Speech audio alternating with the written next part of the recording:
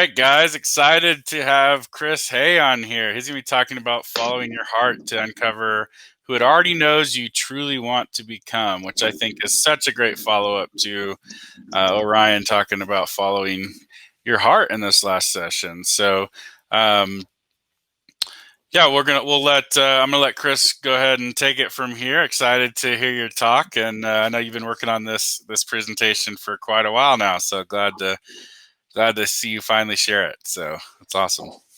Thanks, Wolf. So good to be here. You can hear me loud and clear? Yep, all good. Awesome, man. Well, yeah, just a pleasure to be here. Thanks so much for putting this together. It's funny because like a year ago, I think it was a year ago that you and I just connected and discussed some of this kind of framework that I had in mind, and it's taken all the way since then to kind of like get to this point, and probably wouldn't have happened yet if it hadn't been for you as well putting this together. So I owe you a debt of gratitude.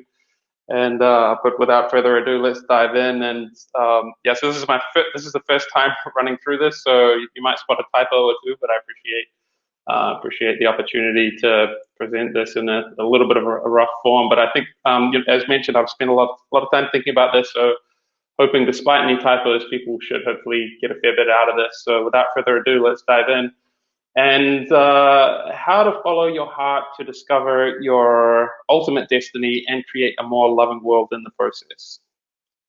And let me get this open so I can move along to the next slide. So basically, this is for you, and you're in the right place if you feel that your life lacks meaning a little bit sometimes. Maybe you've fallen out of love with your vocation. Maybe you don't feel like you have context for the difficulties that you're going through, or life sometimes feels a little bit pointless or helpless. And we have this innate desire to make a meaningful contribution with our lives, but maybe if you're lost for where to start with that. And so I say that the real problem is that we lack the courage to follow our own heart, and we fall into dogma of listening to other people's opinions about how we should conduct our lives and what we should go after.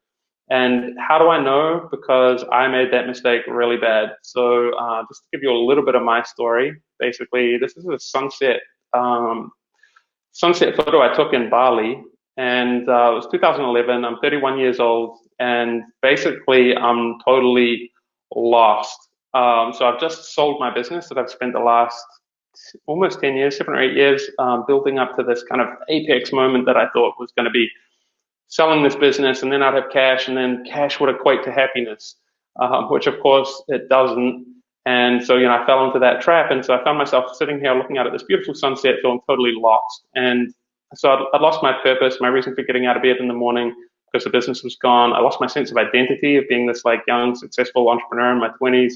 All of a sudden I was like, what am I going to do with the rest of my life? And also my paradigm for how to find happiness, because I'd believed until that point that like cash would equate to happiness, and discovered that it didn't. So like what I knew, however, was that whatever I did next still had to be entrepreneurial. I didn't want to go back and get a job working for the man. It had to be about more than just making money though, and it had to be about more the journey rather than the destination. And however, the problem was I really had no idea where to start. And so began my long, dark night of the soul. And we'll come back to that theme shortly, but I just wanted to share this this image with you of like when I got back from Bali, and this is my garage where I'd set up a temporary office, and you can see the great big hulking monster printing scanner fax machine on the left, which had come out of my previous office where I'd had my company, and all these boxes full of accounting records and whatnot, which you have to hold for like 7 years or whatever. And so I'm sitting amongst this pile of rubble that's kind of left over from my old life, and start scouring the internet for clues about what to do with my life and how to find happiness. And I stumbled upon a video from Steve Jobs, his commencement speech. I think it's at Stanford, and one of the quotes that really struck me was, the only way to be truly satisfied is to do what you believe is great work, and the only way to do great work is to love what you do. If you haven't found it yet, keep looking, don't settle. As with all matters of the heart, you'll know when you find it. And so, yeah, that really stuck with me. And that describes, I guess, like what I did for the next 8 years as I struggled and like really struggled to find what that might be. Um, and so, but without telling you more about that, let me just dive straight into like what I learned during the process, and you'll learn a little bit more about me along the way. So, the first lesson was heal and hear your heroic heart. And so I'm going to break this down for you. So there's three things here, and healing, hearing, and why do I say heroic? So Joseph Campbell, if you've heard of him, basically wrote this book, A Hero with a Thousand Faces, where he says that you are the hero of your own life story. And a hero ventures forth from the world of common day into a region of supernatural wonder. Fabulous forces are there encountered, and a decisive victory is won. The hero comes back from this mysterious adventure with the power to bestow boons upon his fellow man. So I was pretty fascinated by that. And if you look at a lot of movies, you can see this hero's journey architecture really baked into it. And ultimately, I believe that it's following your heart is the path to become the hero of your own life story. But before you can follow your heart, you first need to heal and hear its calling. And so, why do I say heal? So essentially, like the purpose of the whole hero's journey is the path of following your heart is a path of making your whole life a great act of loving service to humanity. Like Simba here, returned. He's gone on an epic journey and returned to serve his people. But love is a connection, as Brené Brown says, love is a connection that can only be cultivated when it exists within each of us. We can only love others as much as we love ourselves. And Tara Brach, who's one of my great spiritual mentors, says that every one of us needs to feel loved. It's a core biological, physiological, and spiritual need. And that there's a better language for it, actually, that we want to feel the loving presence, which is what we actually are. I believe that at the core, we actually essentially are love. And so when we're operating from love, it has impacts on you, your family and friends, organizations that you're a part of, and on the planet. And once we've recognized that we are love and operating from this space of loving awareness, then we're ready to listen to our heart's calling. And so, how to hear your heart's calling is essentially there's three elements that I believe, which is solitude, silence, and scheduling. So, just to blaze through these real quick, is silence. So, a 2013 study on mice, interestingly, discovered that when they were exposed to 2 hours of silence per day, they developed new cells in the hippocampus region of the brain associated with memory and emotional learning. And the researchers found that not only were they creating new cells, but they were actually generating into neurons and connecting up. So silence can literally grow your brain. Next is solitude. So why is solitude such a negative experience? This is a quote from Mihai Csikszentmihalyi's incredible book, Flow. So the bottom line answer is that most people struggle dealing with solitude so much is because we need external goals, stimulation, and feedback to keep our attention directed. And when we don't have that and our thoughts begin to wander, it can become chaotic. So there's a real, and this is called psychic entropy. So there's like a real knack to learning to be by ourselves, essentially. And but solitude is key, and a lot of great luminaries throughout history have kind of identified this. So Keats described his life of solitude as his wife and child. Thoreau exclaimed, "I never found a compassion that was so companionable as solitude." Albert Einstein says, "I live in solitude, which is painful in youth, but delicious in the years of maturity," adding that the monotony of solitude and quiet life stimulates the creative mind. Picasso said that without great solitude, no serious work is possible. And Gandhi says that solitude is a catalyst for innovation. So yeah, if you're not sold on solitude by all of those great accolades, then I don't know what'll sell you. But so then the next important piece is scheduling. And so you might be familiar with Bill Gates takes think weeks twice a year, where he just goes and locks himself in a log cabin in the woods and thinks deeply about things. AOL CEO Tim Armstrong makes his executives spend 10% of every day, 4 hours per week, just thinking. CEO of LinkedIn schedules 2 hours thinking per day. Warren Buffett spends 80% of his time thinking. So whatever you do, schedule your stillness would be my advice. So the next lesson is explore your genius. And if you can't tell already, I'm kind of a fan of Mr. Einstein, but here's another great quote here that everybody is a genius, but if you judge a fish by its ability to climb a tree, it'll live its whole life believing that it's stupid. And so this is society's default model for success and happiness. And this is, I think, the reason that a lot of us don't end up finding our genius, is that we fall into this this model for success, which kind of looks like this. Like, we'll do whatever it takes. So that can be grudging, unpleasant work in order to have what we perceive that we want, the material possessions often that we think are going to bring happiness. And then we believe that as a result of that, it's going to enter happiness. But I've been there, and having gone through this experience of like building my business, selling it, and then it doesn't result in happiness. In fact, it can kind of lead to the opposite, like Scrooge here from a Christmas Story.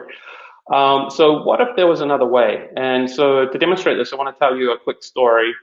And so there's about this guy called Andy, and it's a true story. This guy lives in London, and when he's 22 years old, he's standing outside a pub like this, and a car crashes into one of his a group of his friends, killing two of them. And then a few months later, his stepsister dies in a cycling accident.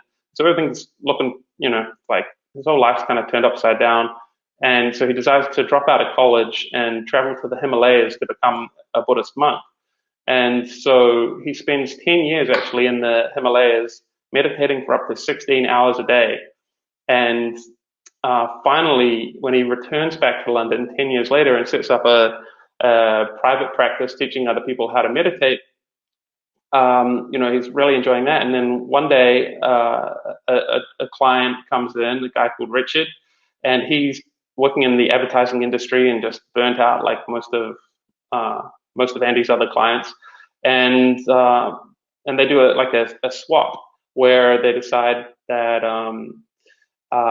Andy will teach Richard how to meditate, and Richard will help Andy get the word out about meditation. And so this leads to the creation of an app called HEADSPACE, which has had accolades including leading the mindfulness revolution in the digital space. And New York Times saying Andy Puttycombe is doing for meditation what Jamie Oliver has done for food. So these guys have just been enormously successful, and the app's been downloaded over 54 million times, has annual revenues over $100 million. And so it's just a fascinating story about how Andy followed what was true to him and his passion to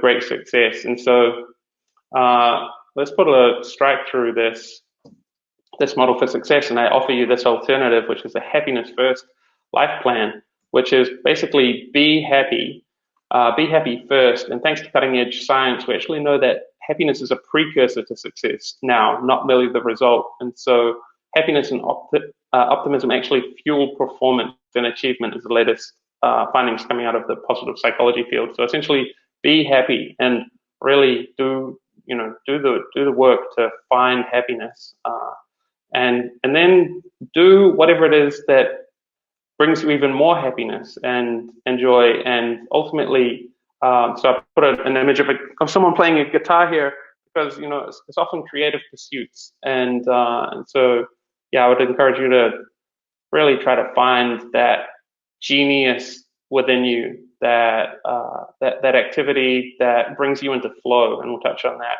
more again in a second. And then the idea is that by being happy and doing what you love, that you will have at least enough to get by. So I put a picture of a smaller house here, but being that when you find the thing that you really love to do, it's likely to be your best work, and it's possible that you may not be the small house. You may in fact still wind up with more riches maybe than you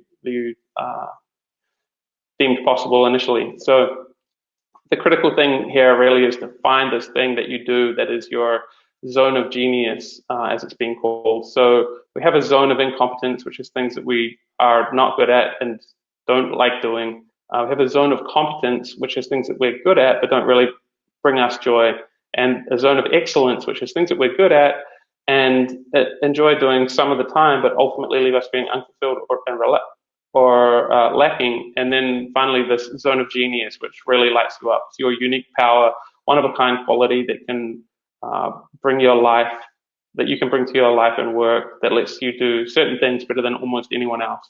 And so one clue of like how to find it is in whatever brings you into flow. So this magical spot here between anxiety and boredom, where we find ourselves just getting lost and time disappears and we could do it for hours, and ultimately we emerge feeling refreshed at the end of it as well. So, it could be designing, cooking, painting, coding. That's just a few examples. So yeah, that is explore your genius. And then next we have accept your mission. And I want to break this down again into like looking a little bit at each one of these words. So accept your mission. So let's look at mission first. So if you've ever done any like management papers at university or anything like that, you'll be familiar with Maslow's hierarchy on the left, for self-actualization at the top. But what's less known is that later in his life, he actually reformatted this hierarchy and added this additional layer at the top called transcendence. And commenting on this later on, one of his contemporaries, Viktor Frankl, said that the more, kind of clarifying this, said that the more one forgets himself by giving himself to a cause to serve or another person to love, the more human he is and the more he actualizes himself. Self-actualization is possible only as a side effect of self-transcendence. And so when we think of the people that we kind of admire the most in society, Nelson Mandela, Gandhi, Mother Teresa, what do we admire most about them is really that they have self-actualized in a way and become the best version of themselves by dedicating themselves to a cause larger than oneself. And, it's not just spiritual and political figures as well, but, some of the most revered entrepreneurs, for example, Elon Musk said that going after PayPal, he thought, well, what are some of the other problems that are most likely to impact the future of humanity, not just from the perspective of what's the best way to make money. So yeah, my 2 cents is like get clear on your mission, and then this next part about like making sure that it's yours, truly yours, is really critical as well. That we don't fall into the trap of living other people's ideas of success. And so there's this really beautiful quote that from the poet Rumi, that the wound is a place where the light enters you. And so essentially, it's talking about trauma and how we react to trauma. And there's this quote here from Sean Akor, who is a positive psychologist and author of a book called The Happiness Advantage, that the people who can most successfully get themselves up off the mat are those who define themselves not by what happened to them, but what they can make out of what happened. These are the people who actually use adversity to find the path forward.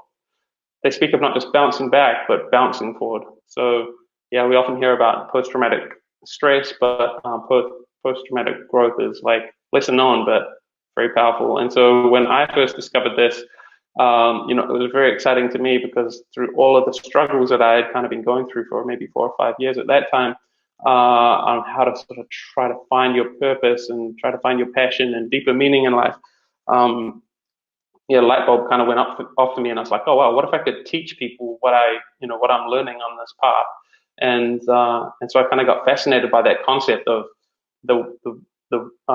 your greatest gifts being right next to your greatest wounds. And so when I was in Mexico City, and I was at the Frida Kahlo Museum, like this stuck out to me, that she had been in a tram accident earlier in life and spent most of her life as a result of that in bed, crippled, and then ended up making art, making these kind of art pieces from her braces that the doctors have given her to try to kind of straighten her spine and whatnot.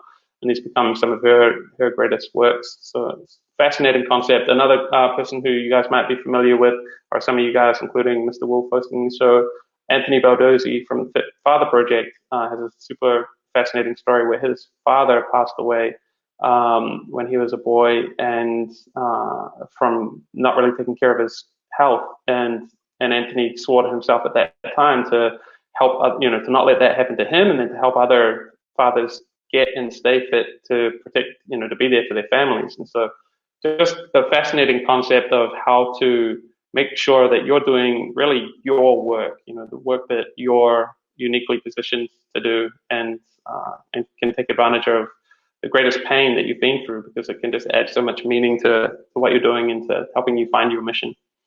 Finally, accepting your mission. And so there's so many things that can hold us back from accepting our mission. We're either too young, too old, what will people think? Too comfortable. So think of Frodo in the Shire, he was pretty comfortable there and didn't want to move on. Essentially, it all boils down to fear. And there's, one of the greatest examples in popular culture that I found was the Crystal Merchant. If any of you guys have ever read the book The Alchemist, you'll remember when the boy stops by for what becomes, I think, several years with the Crystal Merchant, and he has this dream of going to Mecca, but he's never realized it. And he says, because it's the thought of Mecca that keeps me alive. That's what helps me face these days that are all the same, these mute crystals on the shelves, and lunch and dinner at the same horrible cafe. I'm afraid that if my dream is realized, if he goes to Mecca, then I'll have no reason to go on living. So Paulo Coelho puts this character forward as really like a case study of what not to become. Don't let fear hold you back from achieving your dream, and simply tolerating life, I guess. So next step here is rebirth, and referring back to the hero's journey. And so really what we're looking here is like the approach and the ordeal, death, and rebirth. And so the approach has been called the approach to the innermost cave, which is like the most challenging part of the story, where the hero is really tested. And so that approach to the innermost cave is also it's also been called the dark night of the soul, which is a term that I came to really resonated with me. So the process is this for this rebirth is really, and the opportunity for you to really step into like a new version of yourself is first of all going through this approach to the innermost cave, this dark night of the soul. It's really challenging period, followed by some kind of ordeal, and then ultimately death and rebirth. So if we look at a couple of examples from the movies here, so in The Lion King, Simba's dark night of the soul is really this moral quandary put to him, where Nala is asking Simba to return to Pride Lands and take over from Scar, and then the ordeal where Mufasa's ghost tells Simba that he must return to Pride Lands, and he's faced with this moral dilemma, this ordeal of seeing his father's ghost in the sky like this, and ultimately his death and rebirth, where he resolves to return and overthrow Scar and sets out on his mission, and kind of leaves his old life behind, where he had come to just live this carefree life away from his purpose. Also, The Matrix has a great example of this, where the dark night of the soul is the Oracle tells Neo that he must choose whether he or Morpheus will die. And then the ordeal is that Morpheus is captured and Neo blames himself, and he has to re-enter the Matrix to save Morpheus, but is ambushed by Agent Smith. And then literally there's like a death and rebirth there. So Agent Smith actually kills Neo, but Trinity tells Neo she loves him, and so he must be the one. So that brings him back to life, and he goes on to fulfill his purpose, his mission, to kill Agent Smith. So the dark night of the soul, first of all, the internet is awash with extremely rich quotes about the dark night of the soul. It's kind of challenging to choose the best ones, but I've narrowed it down to 2 or 3 here, I think. So the dark night of the soul is a purging process that calls us to release all that is unhealed or unnecessary, releasing all that is in the way of our highest good. There can be no rebirth without a dark night of the soul, a total annihilation of all that you believed in and thought that you were. And the dark night of the soul comes just before revelation, where everything is lost and all seems darkness, and then comes new life and all that is needed. So yeah, I got super fascinated by the dark night of the soul because I guess I've been living it, to a large degree for most of my 30s actually. So in contrast with my 20s, when at that point of the time, I felt like I hadn't really known failure. And I actually remember seeing a quote from Bill Gates that said, "Success is a lousy teacher. It teaches smart people to believe that they can't fail." And I think that was me in my 20s. I kind of felt like I couldn't fail. Like success was just coming too easily to me. In contrast, my 30s was this long backwards slide. Like I felt like I was losing a board game that wouldn't end. I don't know if you've ever been in that position where you're like playing Monopoly or something and you're losing, and it's just like, man, like I just want this to end, but it wouldn't. So friends found their stride while I floundered. I really didn't know what I wanted to do with my life, and I was testing 100 different things which weren't really moving me forward. It seemed like I was going nowhere. While friends, in their 30s, typically most people are really crushing it in their careers. And I didn't know how I could add value. I didn't know how I could actually help people in a meaningful way. So I felt ashamed when introducing myself a lot of the time, where people would say, "Hey, what do you do?" And I would sort of fumble and not really have a very good answer. Um, so yes, strangely now, the Dark Night of the Soul is one of my favorite things to talk about. Looking back, I kind of came up with 4 R's that I would put to you for if you're in a similar position of how to navigate this. So the first one being relationships. And Jim Rohn has this great quote that you're the average of the 5 people you spend most time with. And so be cognizant of that and surround yourself with with really high level people, allies and mentors. In particular, values aligned partnerships. So I was super fortunate through a stroke of luck, really, to stumble into some really epic value aligned partnerships, I would say. And and so reach out for those. Figure out like who are the people who you'd most love to be in partnership, who believe the same things you do, and reach out to them. I would encourage you to reach out and see if there's an opportunity to help them in some way. And then your roles. So, I went from like essentially the CEO or the founder of my previous business to like become an apprentice, and coming through an apprenticeship program that was set up with a guy called Yannick Silver, and went on to do some great work and be mentored by him in an amazing way. I gave up my role as like a drinking buddy.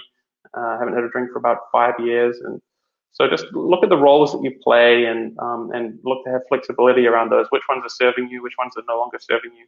And then revenue, I would say, how do you make your money? How do you pay your bills? And be open to exploring different ways to do so that could help you get closer to your zone of genius.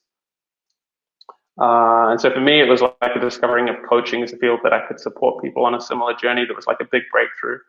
Um, yeah. And then also I have the final R is relentless optimism. So Nietzsche says, "He who has a wider live can bear almost anyhow." So referring back to the previous step, which was, get really clear on your mission. So for me, my ordeal is actually this presentation. As I mentioned at the beginning of this, was been probably about a year in the making, and then several years worth of learning that's kind of gone into this. And so, so 6 months in the making here. Actually, that's because I got distracted 6 months ago and kind of went down a rabbit hole with it, but then hammered it out in 2 weeks. So the power of accountability, and we'll come back to that. But my learning is that when you're faced with an ordeal, you need people around you to support you. And I probably couldn't have done this, as mentioned, without the help of Wolf and Co for putting on this summit. So thanks again. And then death and rebirth. So this is it's a great image of Simba and Nala, kind of like he's reborn. He's on the mission. He's looking back at Pride Rock, which you can see in the distance there. And he's not over the finish line yet, but he's reborn and has that purpose. And so that's kind of where I feel that I am now. And even just like, seeing to be honest, like seeing my face on this lineup of all these other amazing speakers and creating a social post to help promote this event and stuff like that feels like a rebirth for me. And I've been kind of dormant on social media for a long time. And because I knew that I was building towards something and building towards this really, and this is a rough first take. So, but this is really what I want to pour my time and energy into. So, yeah, this is This is a big day for me, actually, presenting on this for the first time. So the final lesson here is take action and trust. And so there's kind of, the left brain, right brain thing where the left brain wants to control, the right brain wants to surrender and trust. So first of all, just looking at but the thing is, like, if you can get these two things in balance, really balance and embrace both of these things, then that's a beautiful thing. So first of all, taking action. The best that I've learned about that is ensuring that your actions and how you plan and execute is adaptive and accountable. So what I mean by adaptive, a great quote here by Sir Ken Robinson, who has the most watched TED Talk ever, in which he says, we create our lives symbiotically as we explore our talents in relation to the circumstances that they help create for us. So basically, life moves fast, and if you plan too much, you spend too much time agonizing in the detail, it's gonna get lost and washed out by the speed of time. So I would say dream long and plan short. So long, a great question to ask yourself to maybe journal on is like, what is your biggest vision for this thing that you're working on? Like, and really allow the time to dream into that and color it in. By which I mean, like, where are you? What does it taste, smell, feel like? What did you do before and after this? These big dreams that you have.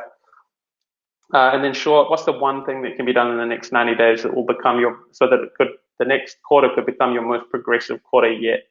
And so that really leads on to the next thing, which is around accountability. And so we've been playing with this in this other group that I created called Find Your Voice, which is really for people who are aspiring public speakers. And good accountability partner will, some of the lessons that we've learned out of that is that good accountability partner will keep you smart, keep your goals specific, measurable, actionable, relevant, and time bound. So it really takes a partner a lot of the time to kind of tease these things out of you. So I recommend finding an accountability partner if you don't already have one, or even better, a group accountability. Because in this Find Your Voice group, that we've been playing with, you get this positive peer pressure thing where you don't want to show up and be the one that didn't execute the task that you said that you were going to do a couple of weeks ago. And so if there's enough interest, going forward, I'm going to create a new accountability group for this program that I'm currently teaching on. And but regardless of whether you're into that or not, I would just say find somebody and schedule accountability time. Like every week or two is great. Next one, trust. So surrendering. What do I mean by trust? So this is a great quote from one of my mentors, Yannick Silver, and he journaled this. I see on the bottom right there, sitting on Necker Island in 2017 at sunrise. He says, trust the universe has even more in store for you than you can imagine. Trust the divine timing. Trust your crazy ideas. Trust your wings will grow when you leap. Trust your nature. Trust you've been encoded with a cosmic alarm clock, which he thinks is, his way of saying that, like, things will happen when they're meant to happen. Trust the signs, symbols, and synchronicities. Trust the co-conspirators catalyzing your evolution. Trust the perfect unfolding of your understanding, and trust your divine connection. So, I really love that quote. But I guess, and to elaborate on that, like the biggest story that I have to demonstrate trust is really this turning point that happened in my life in Hawaii in 2018, where we were in this room here, and we had been invited to share to write down our eulogy from the perspective of having lived our best life from this point forward. And so it had been a really busy day, and I just let my mind go empty. And like, what do I really want to do with my life on earth? Like, what do I really want to do with my time? And the only thing that would come up was just to really touch as many people as possible with love. And so I put pen to paper and I wrote that down, and I wrote down to touch, I think, 1 million or 100 million initially. And I was like, man, this is my one chance to dream big. So like, I scratched that out and wrote, Chris touched 1 billion people with love, as this would be my eulogy, the one thing that I'd want someone to say after I died.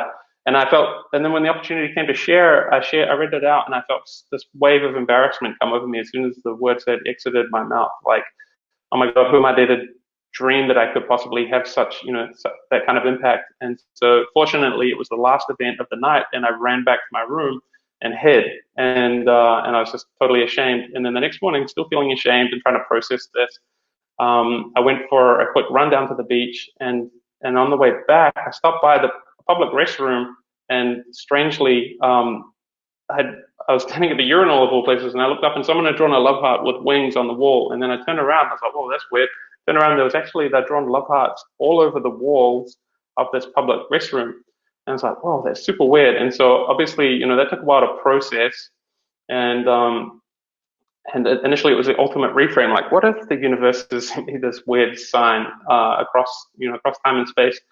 My left brain, of course, was just screaming, "No, that's BS. It's pattern recognition bias. Like, you're being crazy."